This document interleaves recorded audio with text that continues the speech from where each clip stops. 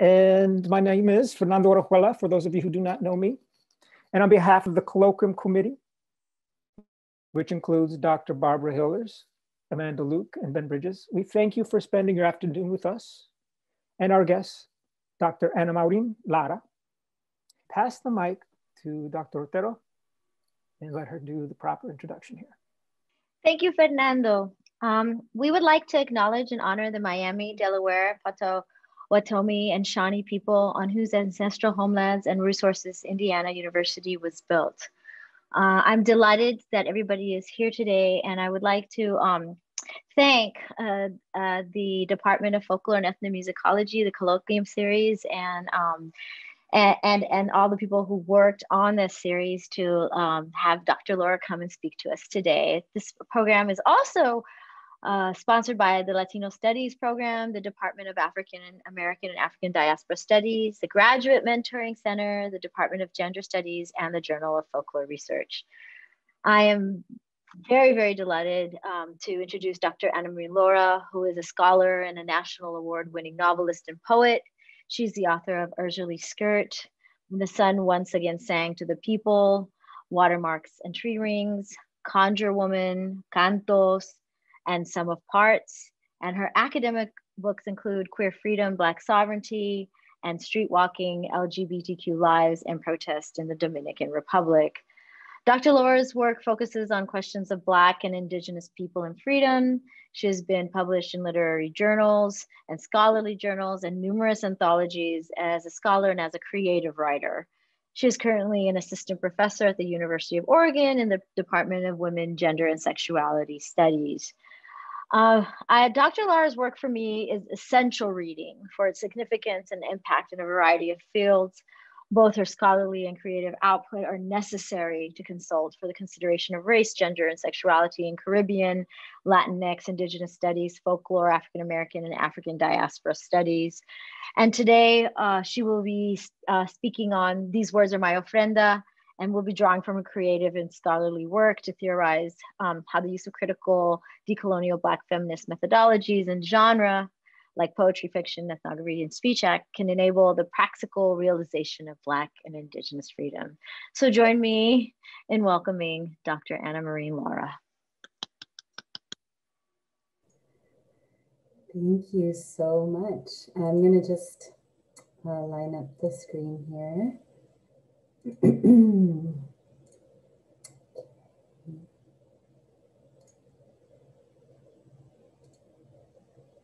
All right, can everybody see that?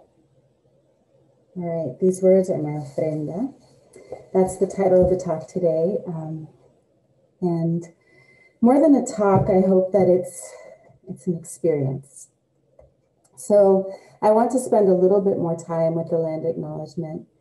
And this is language that I actually drew from the Indiana University First Nations Educational and Cultural Center. And if you don't know the center, I encourage you to visit with them once we can all visit together. Today, we begin by acknowledging and honoring the communities native to this region and recognizing that Indiana University Bloomington is built on Indigenous homelands and resources. I ask that we recognize the Mianaki, Lenape, Bodet, and Sawana people as present and future and past caretakers of this land. Out of a dedication, both personal on my side, as well as a dedication by many other people in the Native community to amplify Indigenous voices and perspectives, improving community relationships, correcting the narrative, and making the IUB campus a more supportive and inclusive place for Native and Indigenous students, faculty and staff. Everyone is encouraged to engage with contemporary communities, to learn the histories of the land that you stand on, to look at who has and does not have access to its resources, and to examine your own place, abilities, and obligations within this process of reparative work that is necessary to promote a more equitable and socially just society. As we enter into the space of this ofrenda and our time together, I ask all of us to call in our ancestors and to welcome them, especially those that are in the light. I call on our teachers, present, future, and past, to guide us in conversation and thoughtful engagement. I call on the path makers and the magic makers, that is, those who've shaped our lives through their art, through their activism, and through their healing capacity, and who through their sheer will, imagination, and care help us get up and get through. And I call on our lovers and all the others, those beings special to each of us who make room in their hearts for our presence and our memories and teach us about our own capacities to love and be loved.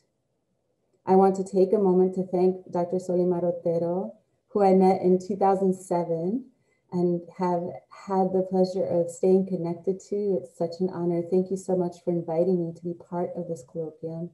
And I want to also thank the Departments of Folklore and Ethnomusicology, the Journal of Folklore Research, the Departments of African American and African Diaspora Studies, Latino Studies, and Gender Studies, as well as the Graduate Mentoring Center for sponsoring this ofrenda.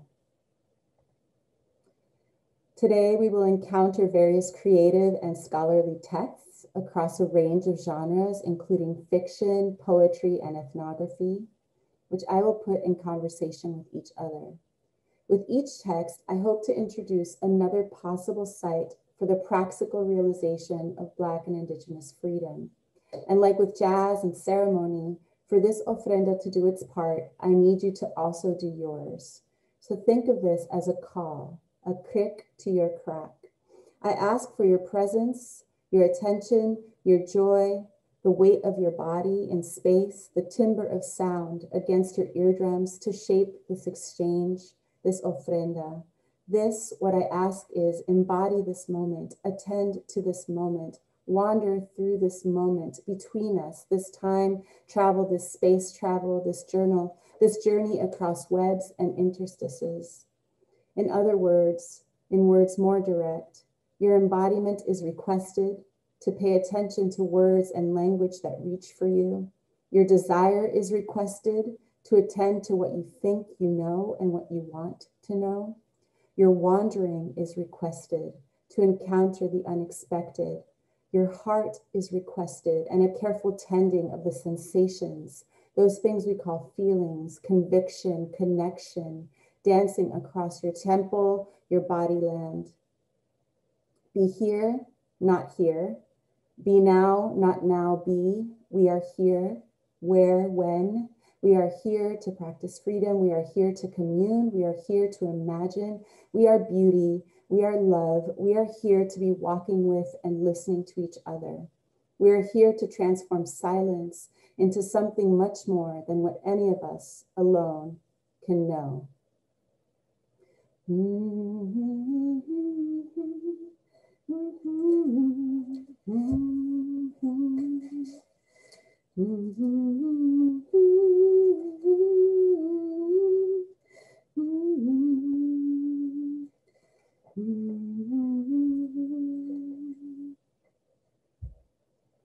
Meadow medicine. Samuel shares some secrets. At the praying ground, down around the hollow, what we call the old meadow, we gather, coming out of the field, scorching, skin on neck, burned lips, our stomachs hollow. There we turn a pot down so as not to let the sound go far. The oldest, colored man always looks after the shoestring root. The women folk, the tepid baths made of mullein, leaves, teas made of chestnut bark, poke, collard roots, horehound, a lot of peach tree leaves. Prayer. Samuel listens to Rebecca. Rebecca says she is watching stars, learning the names of the constellations. She says the stars speak truth in the darkness before sunrise. She sits down by the river before the day is started. There's a rock there. You see, they say the rock is holy, that if you pray there long enough, the light between the trunks of trees reveals its song. The river pounds the drums.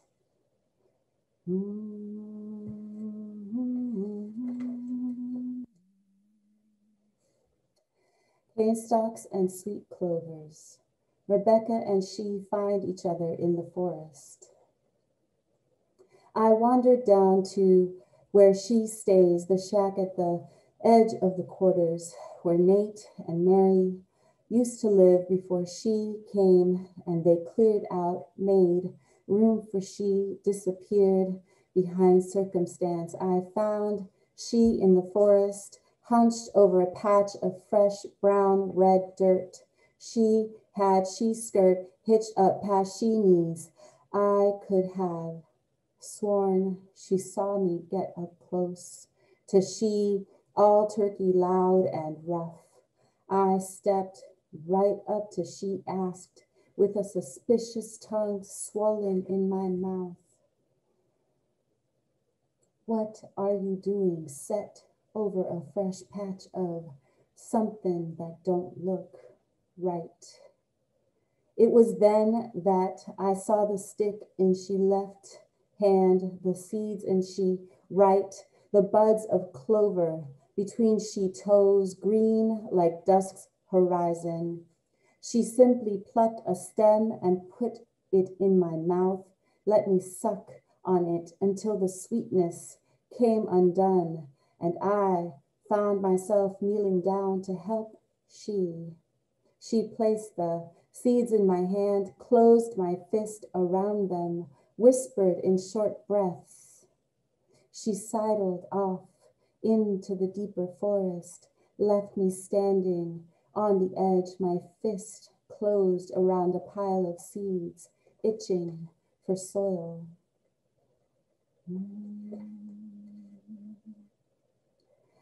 Midnight, Rebecca learns the truth. I have never known a man, not even he, has touched this flesh. This body has not carried life, nor chattel, has not known touch of sweetness, nor current of stone broken loose from its moorings.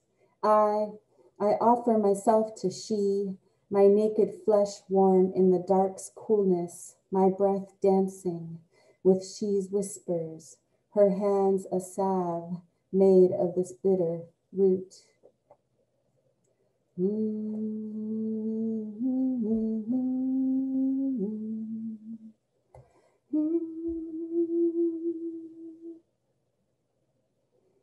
Authorial mediumship is how I describe the process of connecting to and listening to characters. It implies that writing is a sacred act meant to connect us to other worlds and universes. In 1999, I was at the Latin American Feminist Conference in Santo Domingo, swimming in the warm waters of the Caribbean under a full moon with a group of Black Latina artists, scholars, and activists, when the voice of Micaela sang out to me across the waters.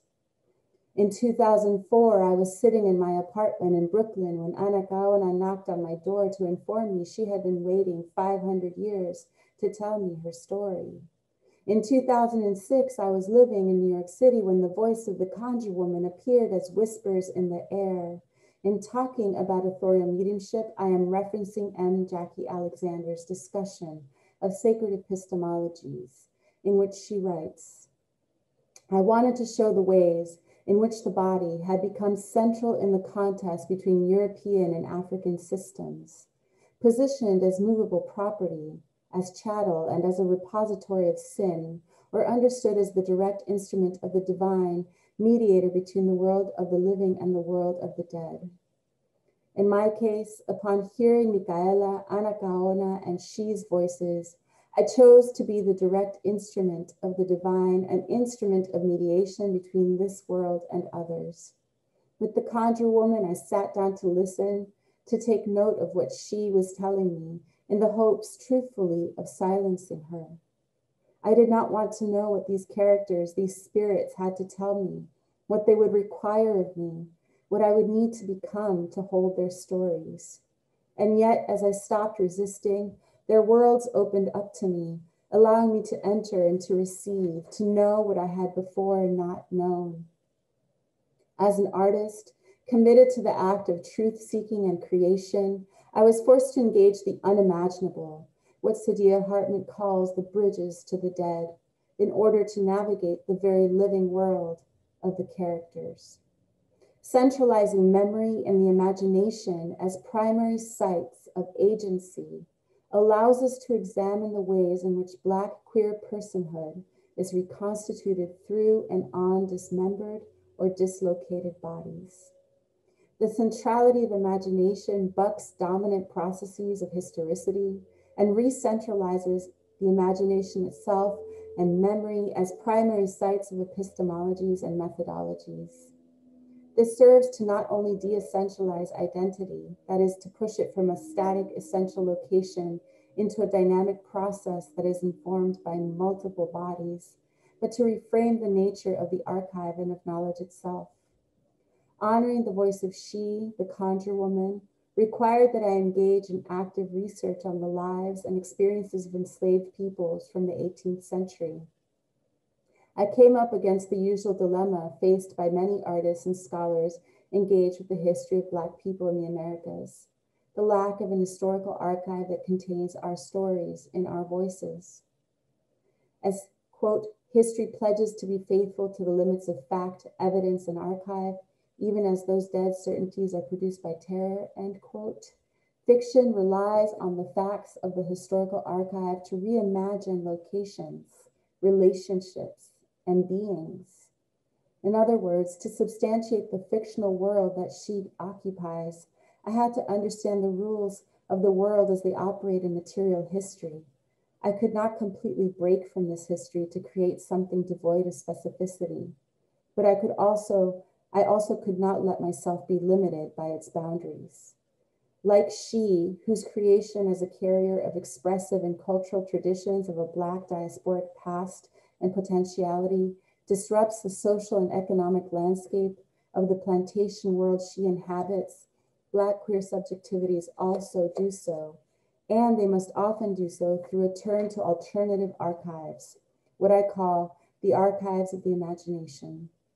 Spaces where memory is generated through creative and performative acts that serve to create and recreate a sense of history for discontinuous subjects, where memory is constituted by that which has yet to be given form. If we center the archives of imagination, we also center the other archives of immateriality, the hauntological, the ancestral, and the possible. This allows for creative acts to exist as works of haunting, a wake of sorts, where the specters of the undead make themselves present. What if, just what if, we gave equal weight to that which cannot be controlled, clamped, ordered, categorized, tied down, as we do to all that can? Do we or our lives become less real? If there's only one other witness, is our recognition less real? What of the material things created by our mining of this very archive, those forms of evidence that emerge from the imagination?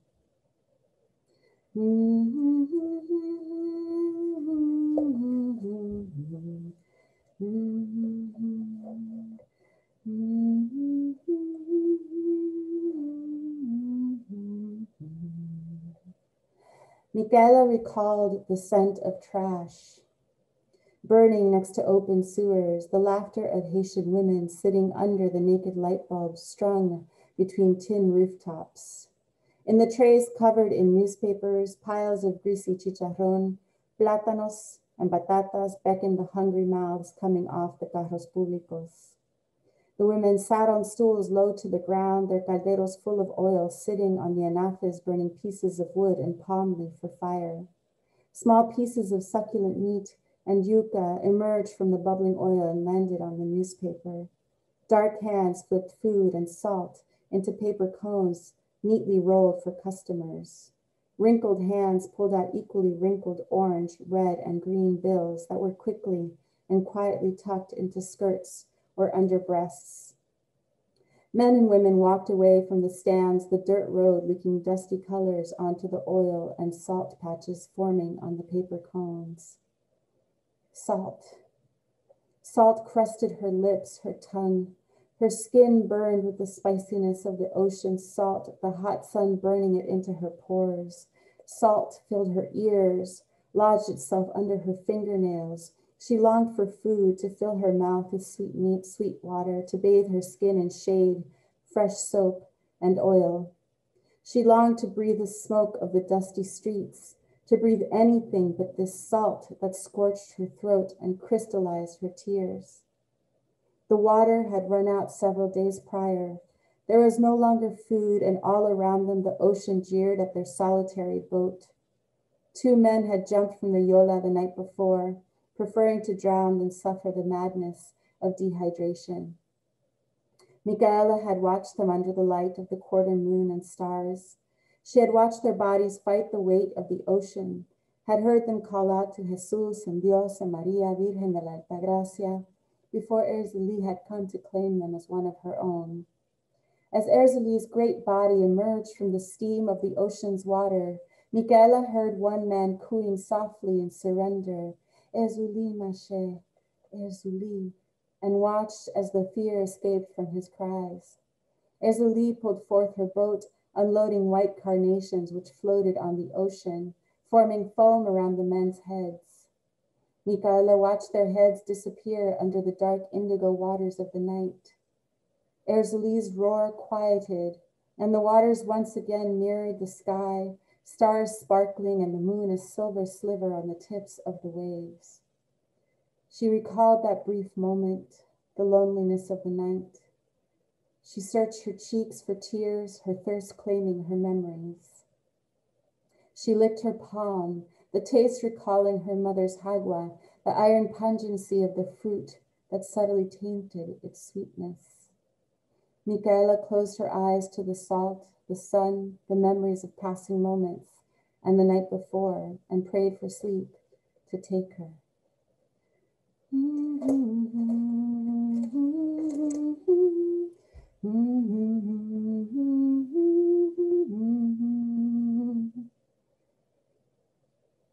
It is 2015 and I am with Nana Yvette. We are visiting the camp at Loma Miranda. She stood up in the enclosure where about 100 people were gathered. The local priest, Padre Roberto, was asked to speak, but he had developed laryngitis that very morning.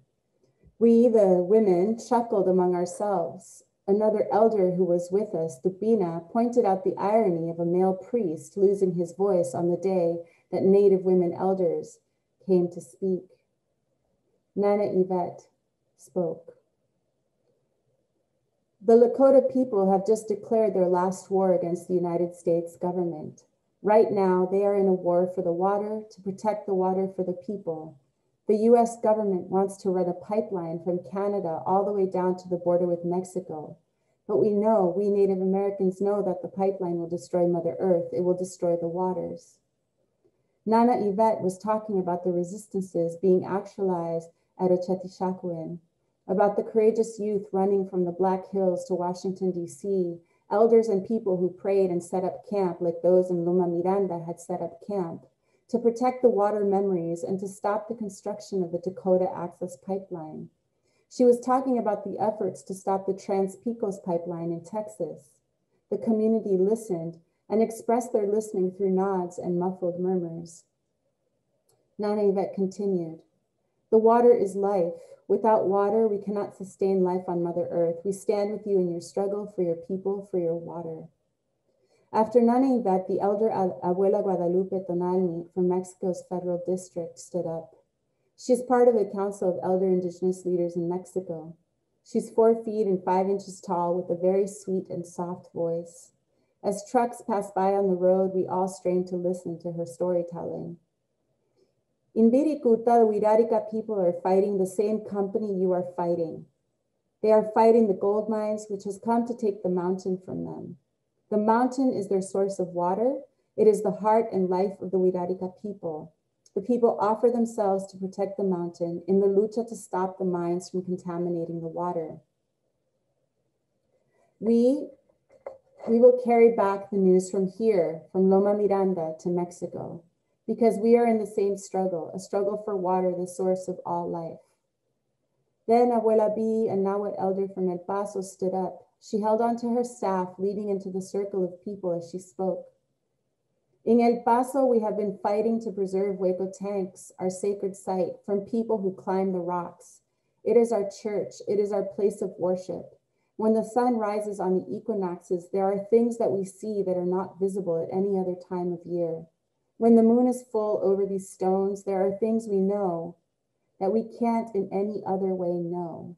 But there are people who want to have the right to climb this site, our sacred site. They damage the walls, they leave trash, they desecrate our sacred site. More than 100 campesinos received us in the arbor, listening as these elders from Mexico and the US shared their stories, the stories of their people and their homes, and of campesinos and indigenous people, of gente everywhere. They nodded in agreement, they saw each other, they recognized the similarity of these struggles. This moment of recognition, of solidarity and mutual strengthening became a new water memory in the geography of all of our peoples. We walked from the camp to the center of the mountain. There, in the center, is a large boulder with edges lush with ferns, trees, and other vegetation. Water memory flows out from cracks in the boulder. It produces a light waterfall, and from that waterfall, the water memory flows across the rocks, forming the river. That water memory becomes the river. As we walked, we stopped at each water memory, crossing to offer tobacco and to pray. All of the elders prayed, each and every one of them. They prayed for the water memory itself, el agua. They prayed for the community defending the water memory, las aguas. They prayed for the ancestors of those in the community, en el agua. They prayed for wisdom to arrive in the hearts of the leaders in government, aguas. Along the way, a beique, a criollo healer, that is what he was called by others in the community, walked next to me. He was quiet, and in low voices, he and I spoke. I showed him a piece of copal that a Mexican elder had given to me. Do you recognize this? I asked. He nodded. I placed it in his hands. When we passed by a tall and magnanimous tree, he gave me a pod with its seeds. To plant, he said, that was all. To plant the seeds implies watering them, providing water memory for them to grow. Nothing can survive without water memory. We are more water memory than blood. Our blood is mostly water memory. Blood is not denser than water memory. It is water memory. When our ancestors died, were killed, when the water memory took them inside of itself, their blood, their body lands became part of the water memories. Water of everything remembers.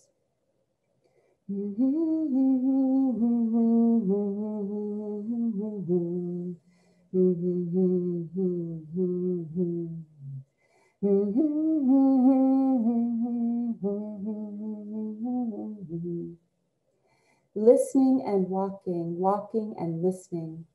To listen deeply is to be a part of, extending beyond ethnographic participant observation and into the realm of being in loving community. To listen deeply is to also listen to dreams, to listen to the counsel of spirits and ancestors, to dance to music, and to be present to the ups and downs of our elders and their families' lives. Deep listening changes us as researchers because it changes our orientations to being, to space-time, and to our relations. Miriam Ricord describes walking as a practice of disruption and meaning-making that was and continues to be a central praxis of Maroon peoples, cimarrones. Walking is critical to understanding the worlds of our peoples. We walk with others through our communities, through our forests, within our homes, and across our ceremonial grounds. Walking together and being together in walking allows us to assert and affirm our mutual humanity and limitations.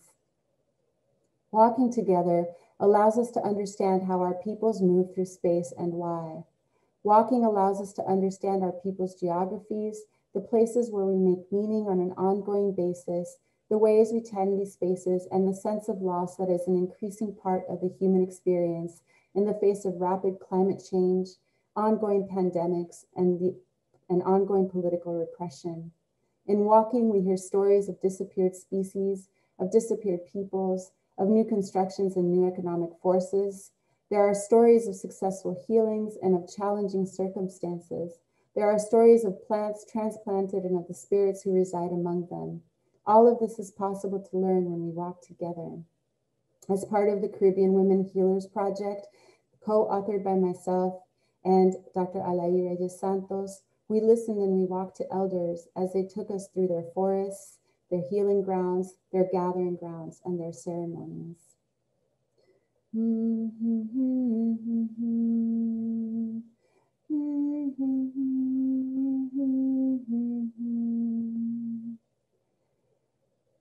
We rode in the guagua up the road to Jimani. I leaned my head on Gran's shoulder, listening to her breath and feeling the way I felt years before when I was still a little girl, before I sang, before I dreamed, before I knew the things I had come to know. I could pretend right then that I was being held in Gran's arms just by the warmth of her. Gran kept her head still, but I knew she was watching the landscape. We passed by the big lake that Gran called Caiguani, the home of the crocodiles. It appeared blue and crystalline on our right. Flamingos dotted the shore and all kinds of birds flew between the strange-looking trees.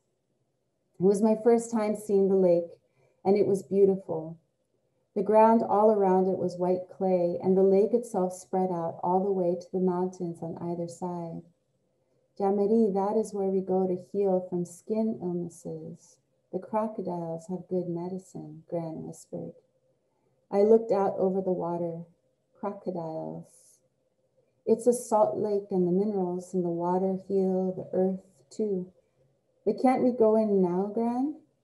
Over by the hot waters. Yes, we'll go there soon.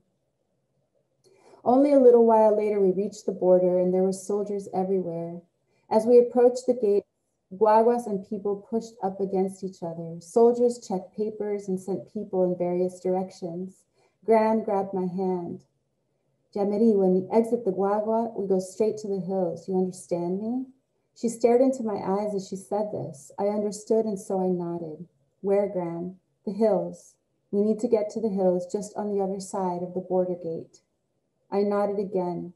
We pushed into the crowds, Gran leading us right and left to avoid the guards. I looked down as much as possible so as to not draw attention to myself. We got to the far edge of the road between the swamp and the hills before we were seen. Psst, hey, Doña.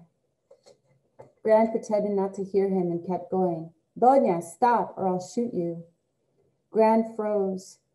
She squeezed my hand and whispered, next time I squeeze your hand, you go, okay? Up that hill. Meet me at the top. Her other hand was in the macuto swinging over her left hip.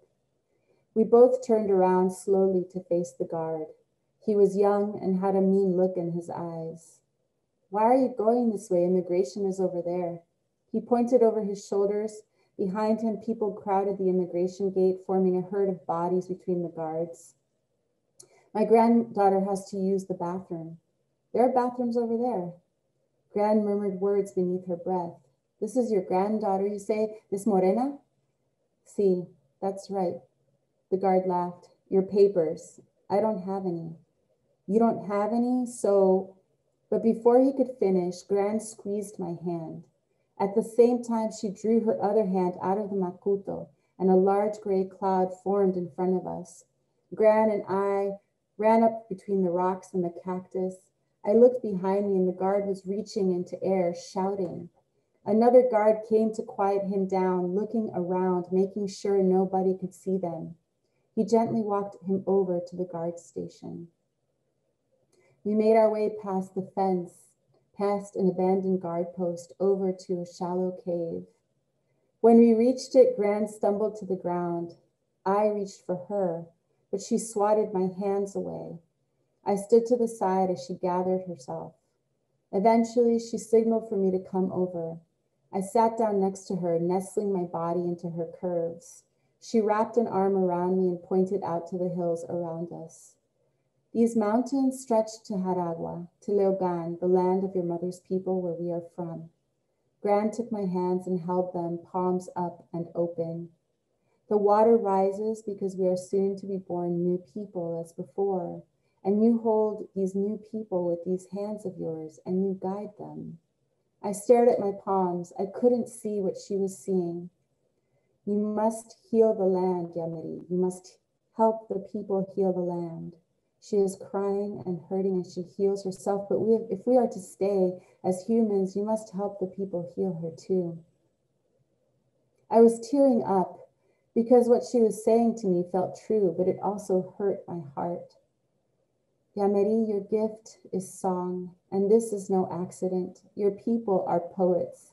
They make life out of poetry, out of the areito and the ason, that is the word, that is the wind, that is the dance. And you sing. Promise me you will sing even in your darkest hours. I nodded, speechless. There was a lizard making its way towards me and I wanted to hold him, but Gran had my hands and wouldn't let go. Promise me, Yamiri, promise me you will sing and that you heal our mother. In that moment, there was a pebble nudging at my thigh. My skin was covered in dust and I was breathing in dust. I could see the lake to my left, stretching far away into the mountains, and crows flapped in the air. There were few trees along the border, few trees and many cactus and acacia bushes. This was a desert sitting next to a huge body of water, hungry, thirsty, alone. My moon had yet to arrive and my breasts were not developed. I looked younger than I was because I was small and hungry and thirsty too. Gran's plea weighed on my heart and I looked over my thin body, stared at my palms, and finally when I found my courage, I looked at her. I saw her old, so old and fragile. Her hair was out in a fan around her face and she was beautiful. She was crying and I knew then that she was asking me because she had to. I promise. Gran clapped our hands together. Good, Yamiri, good. She shifted from where she was sitting. She took my hands and ran them along the walls of the cave. There, where I had not noticed, were designs imperceptible to the human eye in full daylight. I had to feel them to know they were there. There was a bird and a spiral and a crescent and 4 fish. They were swimming towards the sun with a face. Until we see each other again for who we really are, we do not heal. We must remember who we are. Gran brought our hands down. She was not crying anymore. There's something you must do, and I cannot do it with you. Gran placed a green kerchief on the ground next to me. It was tied up with things inside. It must have been in her makuto because I had not seen it until that moment. I could tell it was not heavy. Take these. They are yours, and go to Leogan, to the house of Madame Petonine. When you get there, tell her I've sent you and stay with her for 6 full moons, and then come back here to find me. I will be right here in this cave on this hill, waiting. I stared at the border, Dominican and Haitian guards on both sides in their khaki uniforms. I was young, I thought to myself, even if I had stopped wearing braids. Gran, but when I turned to find her, she was no longer there.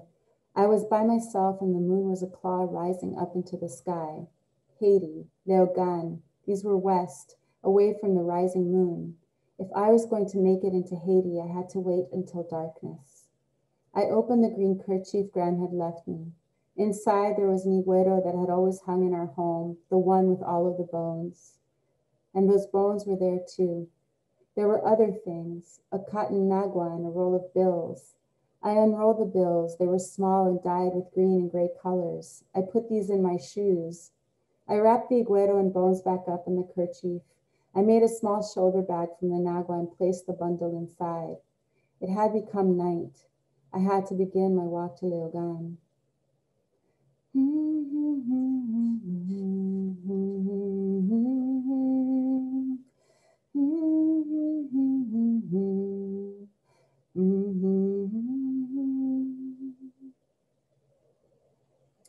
June 2015, I arrive in the Dominican Republic with a heavy heart. For 3 weeks, I have been following media reports about the human rights abuses against Dominicans of Haitian descent and Haitian migrants. More than that, I have been following the documented reports and legal developments for 20 years, only to see the social and political conditions worsen with each legal battle. These conditions are generating a new kind of urgency. I have visited and revisited Batallas in San Pedro and Jaina, where I first conducted fieldwork in 1995 and 1996. Many of the people who were there 20 years ago are not there now. Death has claimed quite a few. Many have left or have been forced to leave, either for economic reasons, for health reasons, or because of state repression. The measures assuring that the stateless will remain so, and that those who are Dominican by birth and Haitian by heritage become stateless, are only increasing. The repression of dark-skinned Dominicans and the general atmosphere of oppression are suffocating. At least that is what I experienced living in the diaspora, looking in. I crossed the threshold between the baggage claim and the reception hall. To my left, the Junta Central Electoral, the JCE, or the Electoral Commission, has set up a temporary station where I can update my national identity card, my cédula, to the new format. I stand in line at the temporary JCE booth as they verify my documents and take my photo. And then 15 minutes later, just like that, they print my new cédula. The young man sitting behind the computer smiles at me. He welcomes me to the country, addressing me as Doña, Mrs. I laugh, thank him, and state, if only things weren't so ugly right now, don't you think? I walk away from his puzzled expression. I look at myself in the glass window before I walk out into the heat. The JCE agent had insisted on taking a new photograph. I wondered if it was because in the other one, I looked too macha. I'm not in the DR for a vacation or to participate in nostalgic nationalism. I'm there to document the occurrences around the denationalization and regularization processes through my own witness, presence, and conversation. I am there to speak with LGBTQ activists about questions I have regarding the relationship between the LGBTQ movement and the movement for the rights of Dominicans of Haitian descent. I learned that LGBTQ groups and organizations continue to come together under the name La Coalición, the coalition, signaling an attention to both a collective vision and the imagining of a collective body working together across difference. I learned that lesbians and trans activists have been developing a series of trainings focused on cultivating a new generation of movement leaders, all the while broadening the discourse on what lesbian and trans collectivity means for the present moment. I learned that a national gay men's organization has been launching speeches in the legislature in defense of LGBTQ rights and the rights of those affected by HIV. They are adamant in insisting on a decolonial model. They're adamant about confronting the injustices of the fundamentalist Catholic Church that continues to work with the ultranationalist branches of the Dominican government. I learned that lesbians are heavily involved in the initiatives to document and fight for the rights of Dominicans of Haitian descent. In June 2015, Rosanna tells me that of the 55,000 Dominicans who had their documents taken from them, fewer than 3,000 have been processed. She tells me that Haitians are returning to Haiti voluntarily, that is, to avoid the violence sweeping the country. I learned that trans leaders are taking a stand in public forums in defense of those who lack proper documentation. They draw connections between the discrimination they face as trans individuals who cannot petition for documents with their true identities and those who have lost their documents because of their ethnic lineage. I learned that Dominican LGBTQ activists have been sheltering their lovers, their friends, and family who lack documentation. I also learned that no one is immune to the pain produced by ultranationalist, xenophobic racism. In June 2015, I hold my cédula and my US passport in my hands. I put them safely away. I wander to the warm air outside. I drive into the capital city. The sea salt in the air makes the skin on my face prickle. I am a bundle of mixed emotions. The air smells of burning cane. It is the Zafra. I drive past the Puerta de la Misericordia, where thousands of enslaved African and Indigenous American people were redirected to ships and markets all over the American continent.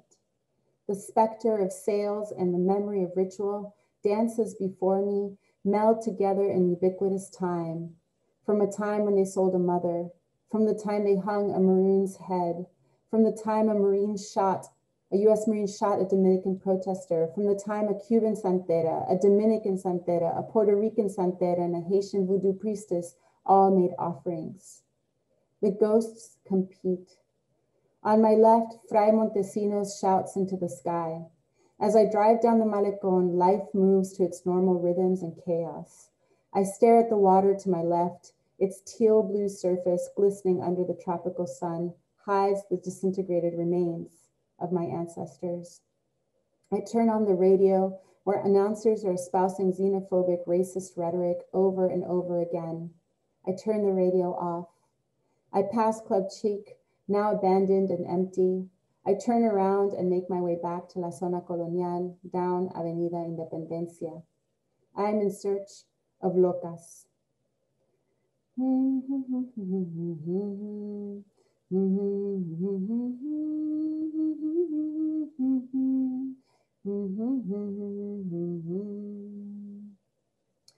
Lord's talk, The Transformation of Silence into Language and Action, was first delivered at the 1977 Modern Language Association's Lesbian and Literature panel in Chicago. In this talk, Lord stated, "I have come to believe over and over again that what is most important to me must be spoken, made verbal, and shared, even at the risk of having it bruised or misunderstood. My silences had not protected me. Your silence will not protect you." Realizing the power of speech as action, Lord affirmed that within those weeks of facing death came the knowledge, within the war we are all waging with the forces of death, subtle and otherwise, conscious or not, that I am not only a casualty, I am also a warrior. I call on Lord to remind us that those of us, the Black, of color, migrants, the queer, within academia, are both casualties and warriors who are often stumbling upon the colonial architecture of our institutions. That colonial architecture is a place in which the savage is always being reimagined, and in that reimagining, we are often falling into its slot. Our institutions are also one of our primary sites of encounter with the forces of slow death. Being and thinking in these spaces always already positions us as warriors who encounter violence as par for the course. Some of us become adept at navigating this architecture of violence in silence. We internalize its structures and its expectations, allowing it to work its logics through our being. We get sick, we get tired, we do what we have to do to just get through the day. We do it all in silence, buried in our fear that we're the only one, that there is no one there with us, that we will get caught, that we will die. And Lord reminds us, speak, make verbal that which has been silenced, even at the risk of having it bruised or misunderstood. She reminds us that the act of speech is also about having faith that there are others who are standing with us across multiple times and spaces, ready to hear what we have to say. When we share our stories, we produce the possibilities of shaping reality for ourselves and beyond ourselves. As Lord reminds us, speech is a central component of agentive action, an exercise of power that contributes to the shaping of reality as a central act of survival. The transformation of silence produced through the endurance of violence, that is, those silences that are produced through the endurance of violence, when they're transformed into speech, actualizes our potential to live and to survive. To speak is to render ourselves, our lives, and our struggles visible. The actualization of our speech as simultaneously individual and collective agent of action further enables our survival and lives, producing new realities that chip away at the colonial architecture. It is the collectivization of individual speech that produces new possibilities for our being. It is what builds our house. For many of us, writing is also about speaking to our particular experiences of visibility and power and community and conversation with others, despite all of the forces that punish us or seek to eliminate us. It is taking seriously the implications of writing and publishing work as a sacred act, especially when it centers our lives.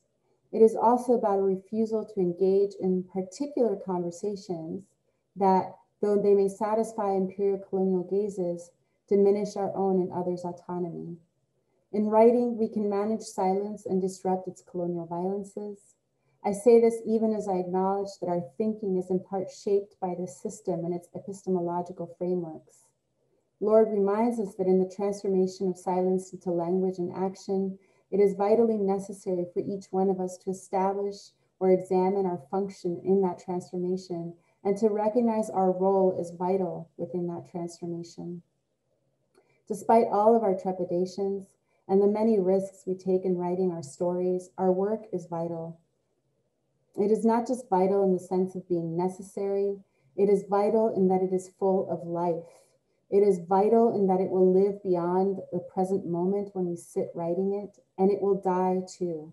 There will come a point, hopefully, when our work is no longer necessary, when its arguments are of another time and place, when our realities reflect another set of truths and their horizons of power, when the houses are shining in the glow of the colonial ashes. Somos la melaza que ríe, la melaza que llora. Somos la melaza que ama y en cada beso es conmovedora. Las caras lindas. Thank you.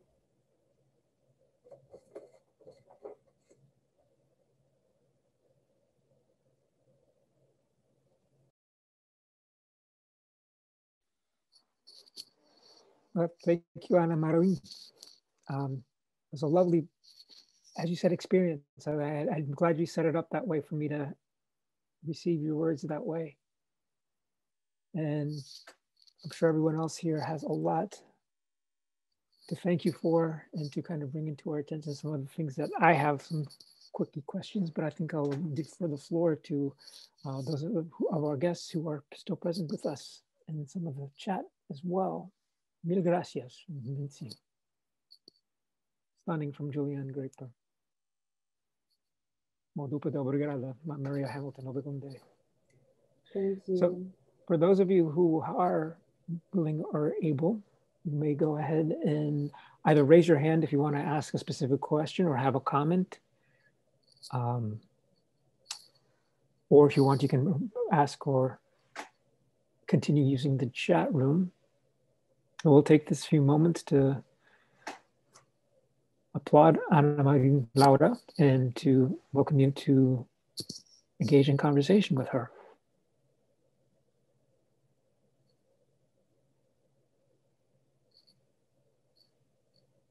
Thank you, everyone.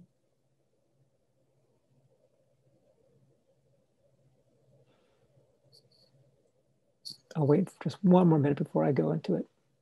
Everyone's still complimenting the experience. Daniel, go right ahead if you have your hand up.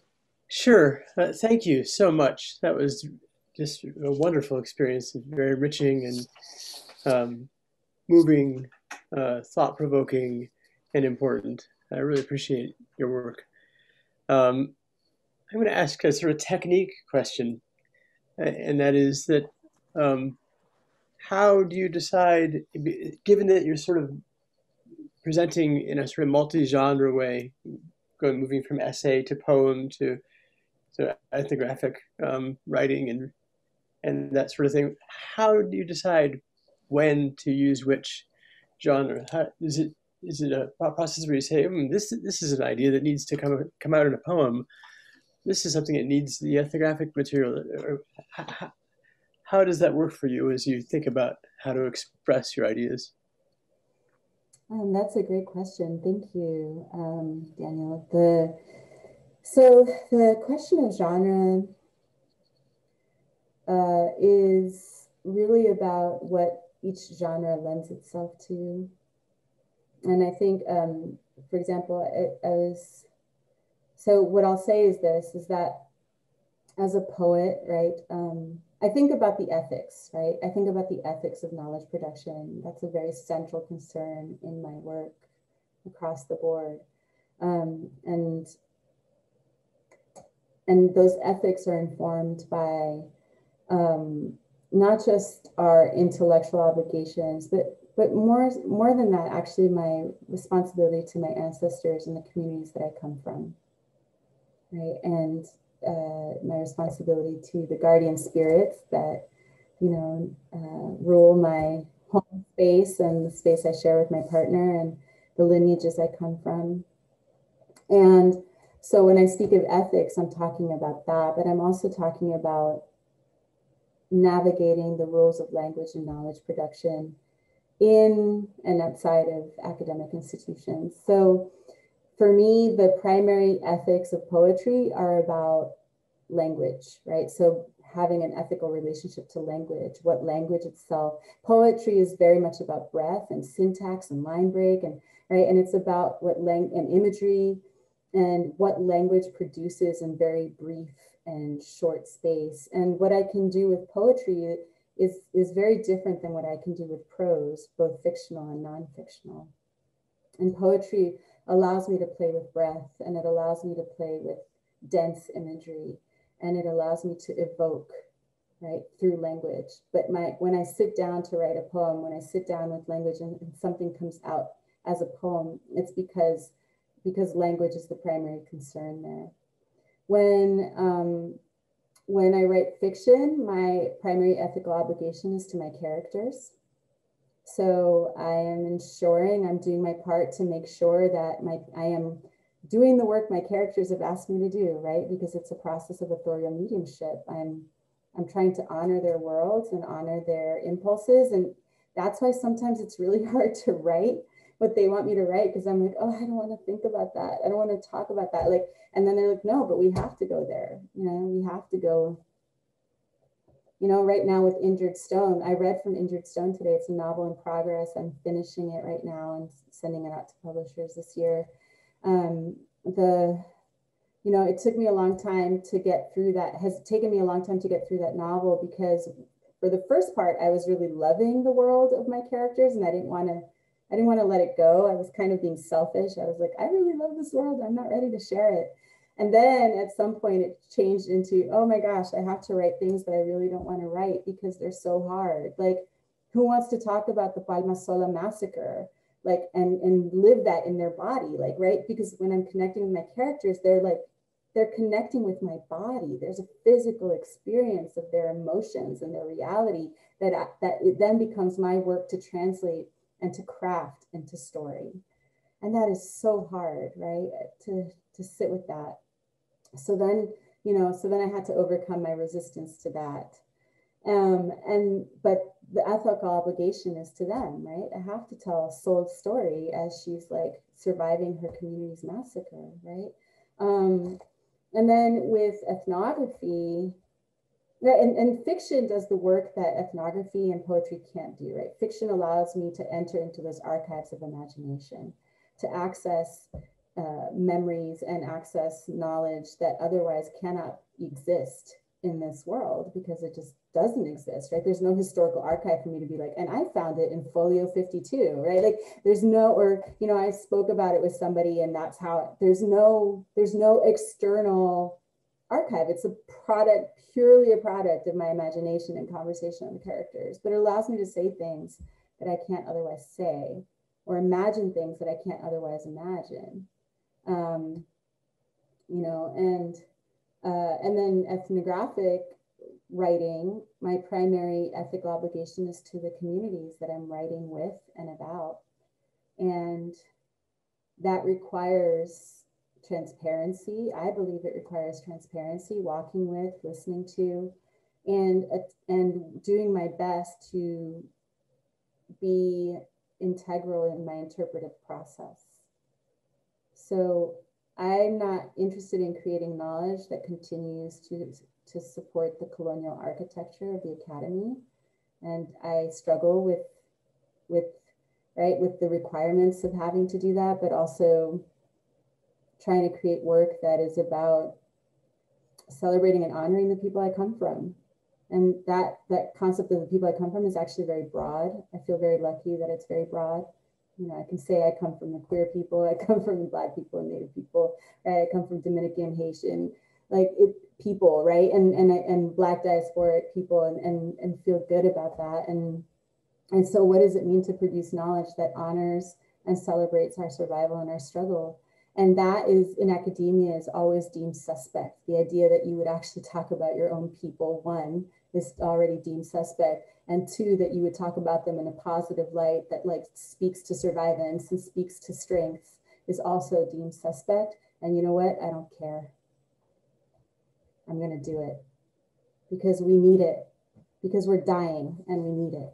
And that's my obligation. At the end of the day, if I can do something to leave things in the world that saves one life or that touches one person, and I feel like I've touched one person at least in my life, I feel very grateful and honored. And that's, you know, that's what drives me. That's my impulse. I don't know if I answered your question. Thank you so much. Yeah. Oh, you very much answered my question. That was a very rich answer. Thank you so much.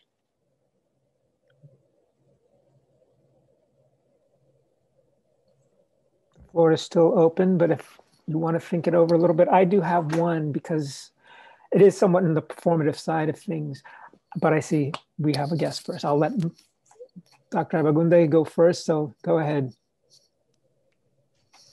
I want to thank you so very much for everything you did. This is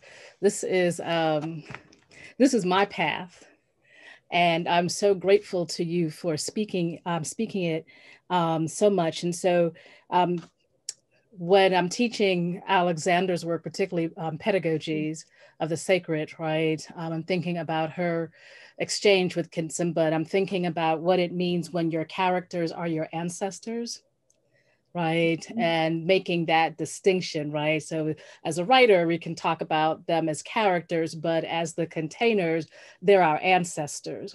And so I'm remembering what you said about who showed up when and where they showed up. And I'm thinking about experiences of when they do show up and you can't say no. And I'm wondering if you could talk just a little bit about what that embodiment is, like when they show up, and what is the transition to character, and what is that embodiment process like? I'm always interested in that work. Like, what does it mean to embody the memory? What does it mean, as I'm always, thinking about when the history and the memory are merged, and the memory is the only archive you have, and the body is the primary site of memory, and you and the ancestor are one. Ooh, okay. Wow, thank you for such a beautiful question and for that recognition.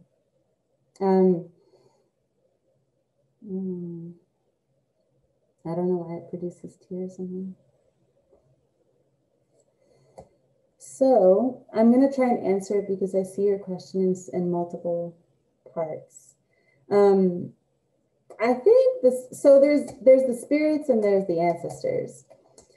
And for me, I see a distinction and an overlap, but I do think that my characters oftentimes are more like spirits, although I've had some that are more like ancestors.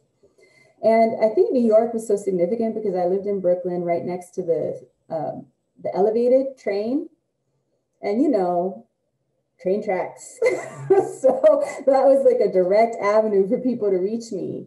And I had the experience when they showed up. So when Micaela showed up in the Dominican Republic, gosh, that was such a powerful experience. So, we're here at the Latin American Feminist Encuentro, which is being held at a resort on the beach, right? And was organized by all these very radical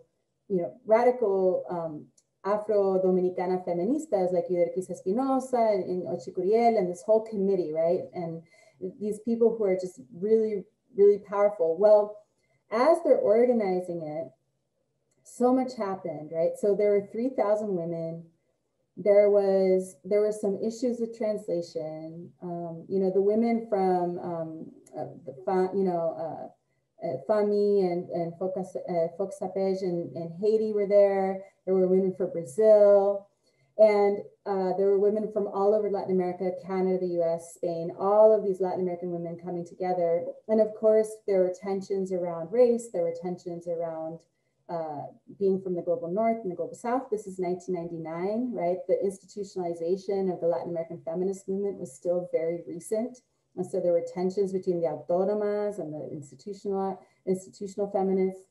But in the midst of that, there was this oasis, this one night where all of these Black women, we're all just out in the ocean in our whites, you know, like walking into the water in our clothes and like the full moon and like Ochi's playing the drums and we're all just having a moment, you know, and it's so beautiful. And that's when Micaela's voice like swept over the water. Like I can describe it literally as a sweeping over the water. And it like came to me and I cried. I was standing there and I stopped, right? I had just been like playing around and I stopped and I just kind of went, what is this? Right? And I just listened and it was like this whole story. Well, the next day I found out, you know, as the Feminist Encuentro is organizing its march into the city of Dominican Republic, that the president of the Dominican Republic that night had just detained 2,000 people of Haitian descent to deport them, right? And the next day I had found out that a boat with 60 people from the island of Hispaniola had sunken in the Mona Channel, right? And so I felt like these stories in real life were producing this moment, right? Where our bodies are in contact with the water, this conduit. And Micaela chose me. She chose me she asked me to tell her story. And so I did my best to tell her story. And out of that came other stories. And she and Ana Kaona, well, that happened when I was living next to the train tracks. And the spirits, you know, they were bothering me. And I was coming to my own understanding of my own spiritual well-being on a whole other level, and my own practices and my own, you know, just kind of my own boundaries with all of that. And, you know, she is so powerful. She is so powerful. So as she's coming to me, Nalo Hopkinson is getting the first part of her story, right? Which became the Salt Roads. It's the same spirit. Nalo Hopkinson and I confirmed that. She's the same spirit. Nayla's telling her story on the plantation. I hadn't read the Salt Roads. I didn't actually read the Salt Roads until 2009.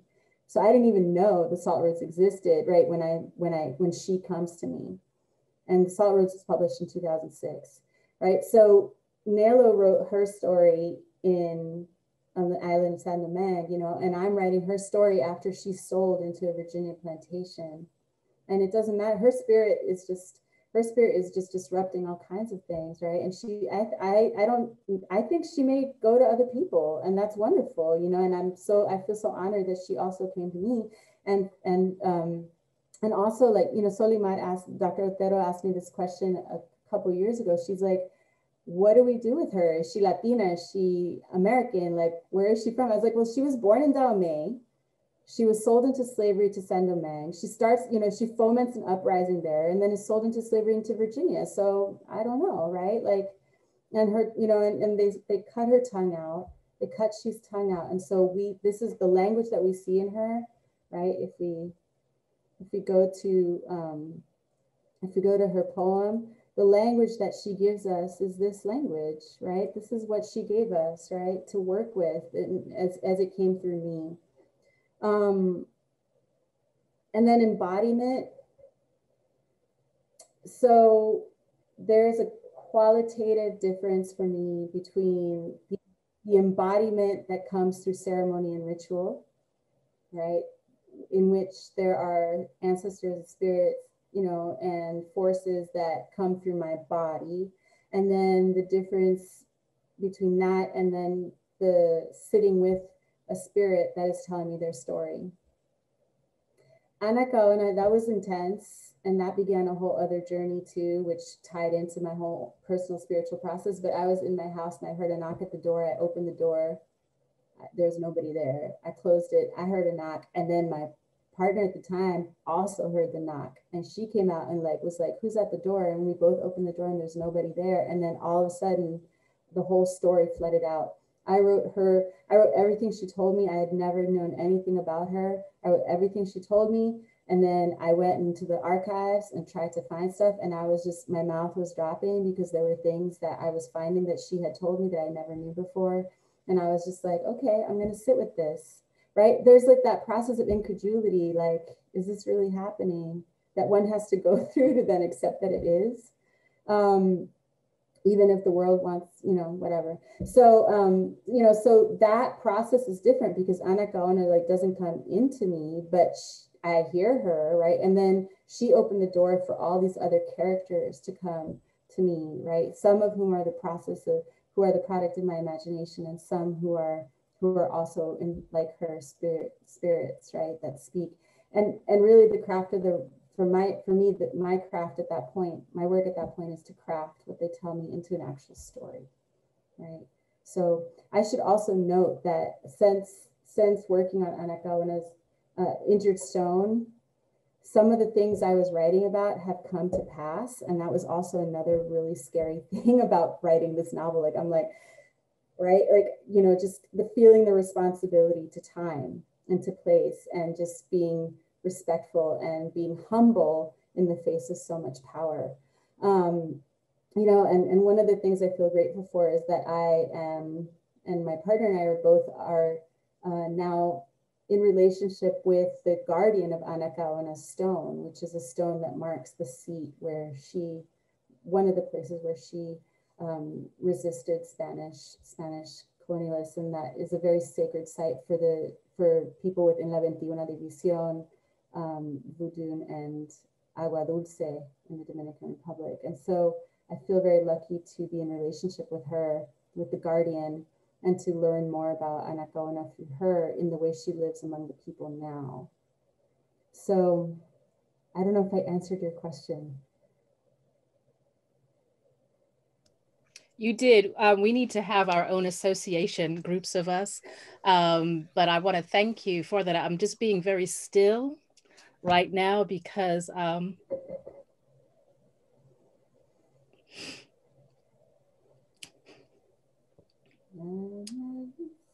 can't express to you. And I know that there are people who are here who need to hear the process and who need to understand that process. And so I want to thank you for the work in the world in this particular way. Thank you very, very much. Thank you, Dr. Abagunde, for your question. I'm going to read one comment and then I'm going to let the last question go to Dr. Martinez Rivera. So in the chat room, you have a comment from Alegre Santos. To me, she is diaspora, the ways in which students connect with her that resonates for them and me in the classroom, transcends, pushes through borders of many kinds, speaks to that connects many of us in diaspora. Thank you, Alegre Santos. So again, I'm going to let the last question go to Dr. Mincy Martinez Rivera and invite all of you to perhaps applaud Dr. Ana-Maurine Lara again, and then maybe hang out with us for a quick cocktail and coffee. Mincy. Thank you, Fernando, and thank you everybody for letting me crash the IU Folklore and Musicology Colloquium. This has been, I suppose, one of the few pleasures of the pandemic, right? That we can enjoy in these conversations from different parts of the country and the world. And so thank you so much, Fernando and Solimar, for organizing these amazing talks. And thank you so much, Ana-Maurine, for this amazing, beautiful experience, right? As you were talking about. So I'm still wrapping my head around a lot of the different things that you were talking about. I was wondering if we could talk a little bit more about this idea of pushing boundaries, and especially, you know, breaking academic formats, right? So in terms of, and this is something that Solimar and I, we've been working in our collaborative works, right?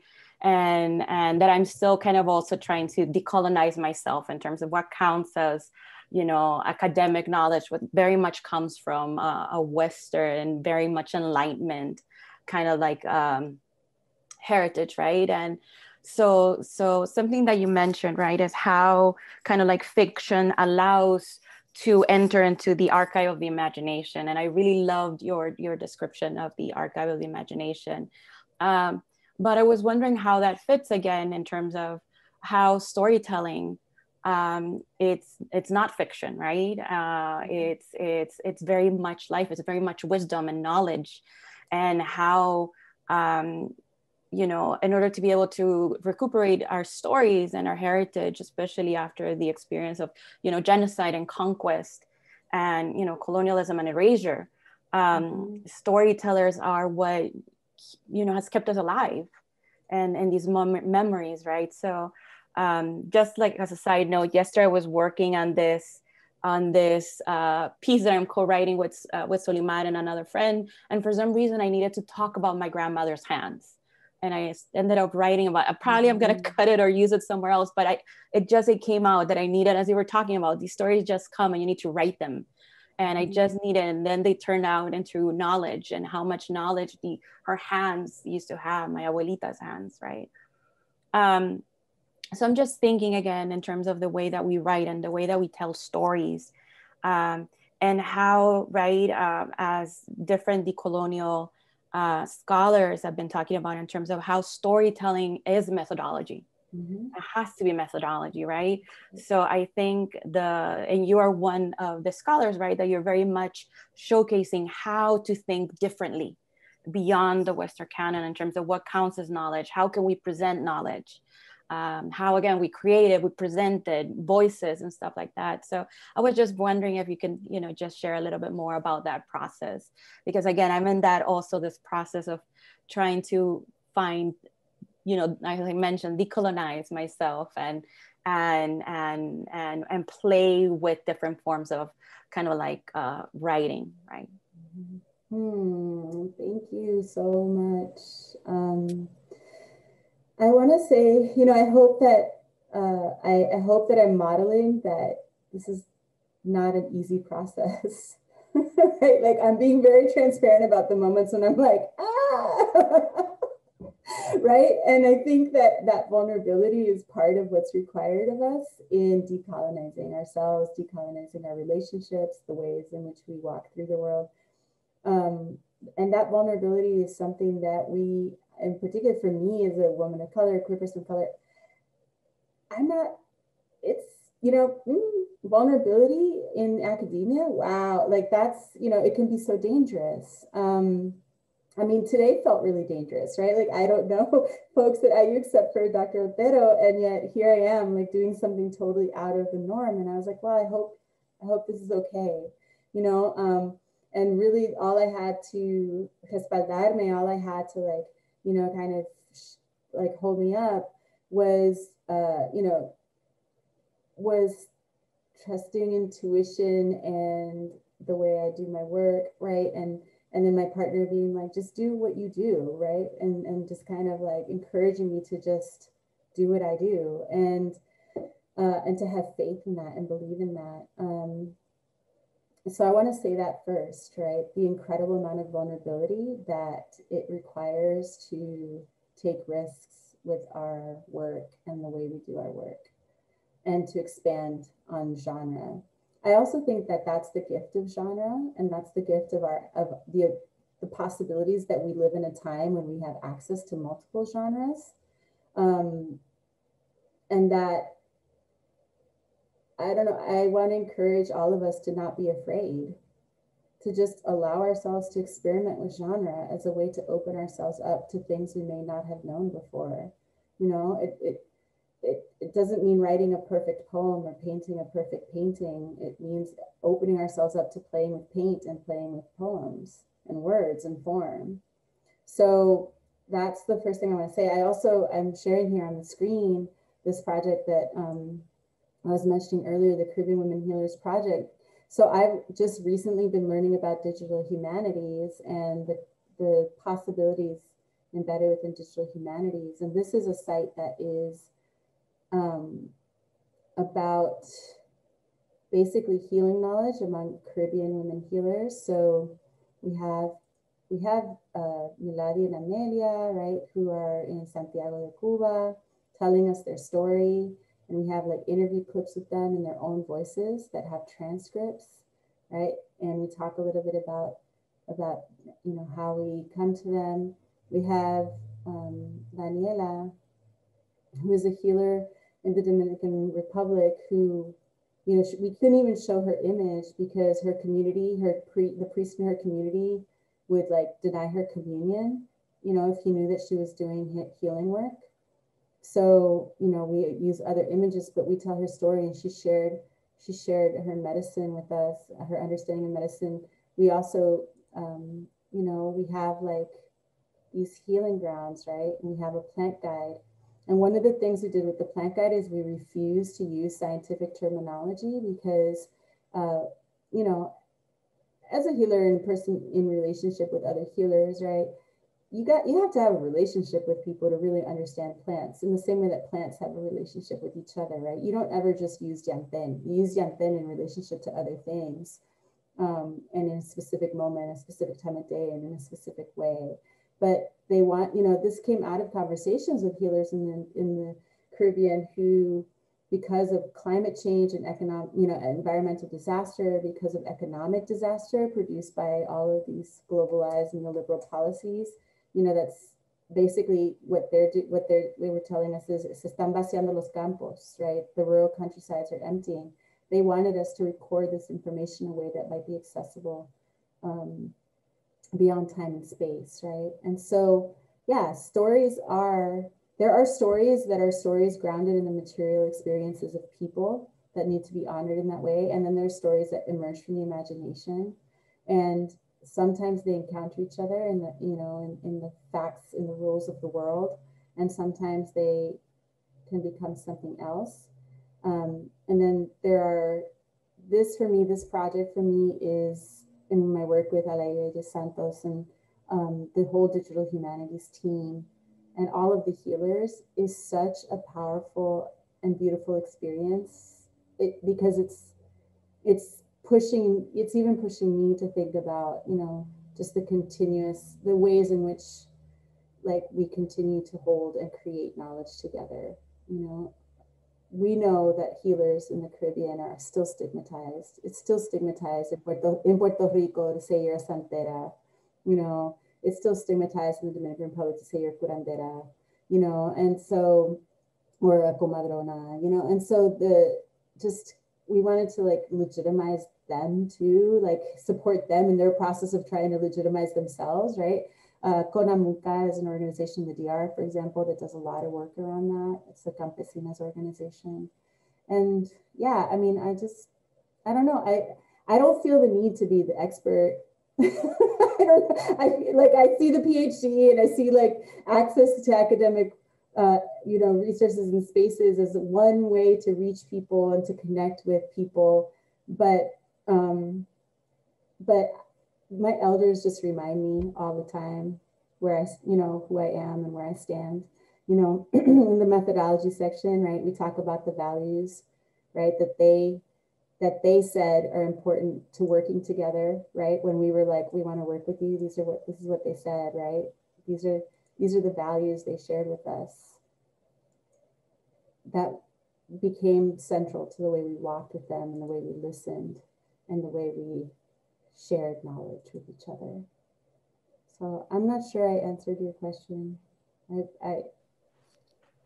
I mean, it's not really an easy answer. Yeah, it's a conversation. Because it doesn't have an answer, right? Because it's journeys, right? Conversations, yeah. And I just want to jump in and say, before Fernando says goodbye, I want to thank you, Ana, for being fearless. This is exactly, I think there's a lot of ashe and just a lot of stuff that was broken and remade with your talk. And I just want to thank you, de corazón. Thank you. Thank you, Selena.